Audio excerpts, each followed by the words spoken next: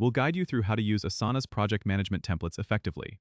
If you find this helpful, consider subscribing and liking the video. First, open your web browser and go to Asana's official website, then log into your account. Once you're in, navigate to the left sidebar and click on the Templates button. Here, you'll find a variety of templates designed for different types of projects, like marketing plans, product launches, or event planning. Browse through the categories to find a template that suits your needs.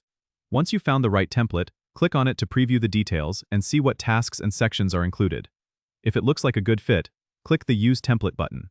You'll be prompted to choose which workspace or organization you want to add the template to, and you can also decide on a project name. After selecting the workspace and naming your project, click Create Project. This will generate a new project in your Asana dashboard with all the tasks and sections from the template you chose.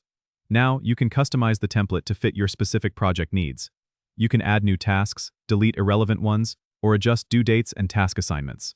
Remember, Asana templates are just a starting point, so feel free to tailor them as needed. If you have team members involved, you can easily assign tasks and set deadlines to keep everyone on track.